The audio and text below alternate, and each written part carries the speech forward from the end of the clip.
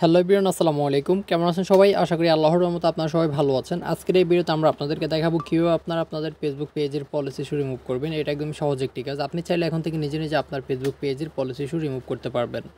তো আজকে আমার ফেসবুক পেজে পলিসি ইস্যু চলে আসছে। তো আমি এখন আমার ফেসবুক পেজের পলিসি ইস্যুটা রিমুভ করব এবং আপনাদের সাথে শেয়ার করব। তো চলুন আমরা বেশি কথা না বলে কাজে চলে যাই।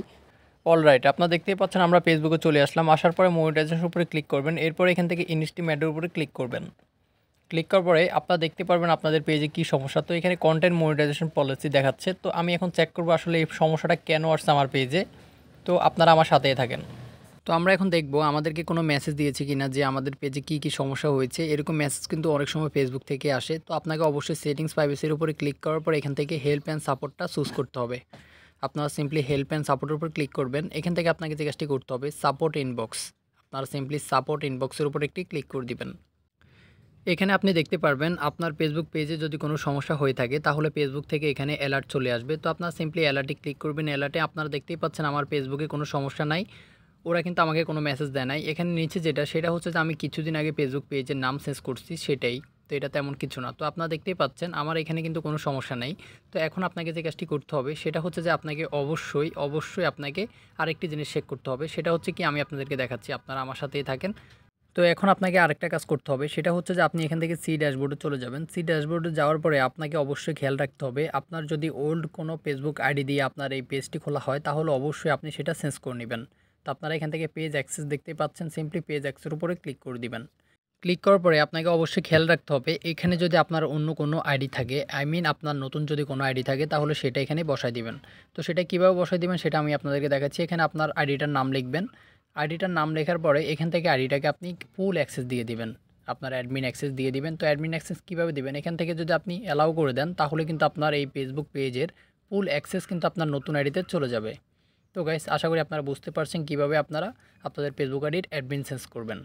তো এটা হচ্ছে ২ নম্বর কাজ। এখন আমি আপনাদেরকে দেখাবো ৩ নম্বর যে স্টেপটা আপনাকে ফলো করতে হবে। আমি ৩ নম্বরে আপনাকে যেটা দেখাবো সেটার সাথে আপনি পরিচিত। সেটা হচ্ছে কি আপনি ফেসবুকের মাধ্যমে যদি লাইভ করেন তাহলে কিন্তু আপনার ফেসবুকের সমস্যাটা চলে যাবে।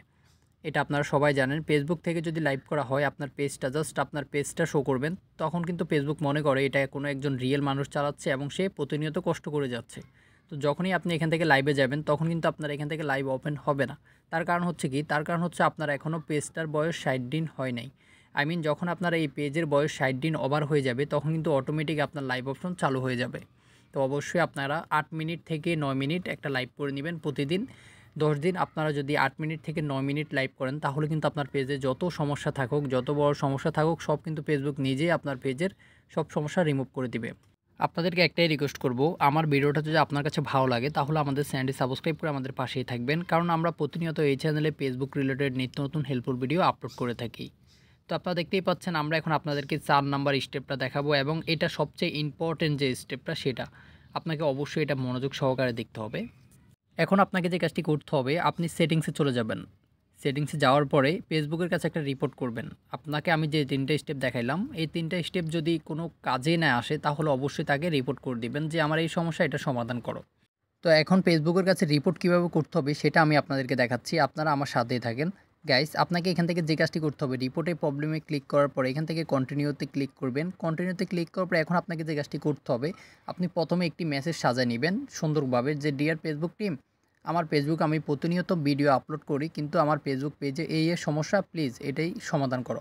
তো এখান থেকে আপনাকে যে কাজটি করতে হবে আপনি এখান থেকে আপনার যদি ফেসবুক পেজ হয় তাহলে অবশ্যই ফেসবুক পেজ সিলেক্ট করে নেবেন, আর যদি ফেসবুক আইডি হয় তাহলে অবশ্যই প্রোফাইল সিলেক্ট করে নেবেন। তো আপনার পেজে যে সমস্যা সেটা এখানে ফেসবুকের কাছে লিখে দিবেন। এখানে আপলোডে ক্লিক করার পরে আপনাকে কিছু ইমেজ দিতে হবে। ইমেজটা কি? ইমেজটা হচ্ছে আপনার ফেসবুক আইডির একটা ফটো দিবেন এবং আপনার ফেসবুক পেজের যে মনিটাইজেশন সেকশনটা সেখানে একটি স্ক্রিনশট নেবেন, স্ক্রিনশট নিয়ে আপলোড করে দিবেন। তো যেমন এই আইডির স্ক্রিনশটটা নেবেন, এইভাবে স্ক্রিনশট নেওয়ার পরে এখন আপনাকে যে কাজটি করতে হবে আপনি মনিটাইজেশনে যেতে হবে। মনিটাইজেশনে যাওয়ার পরে এখন এইখান থেকে একটি স্ক্রিনশট নিতে হবে।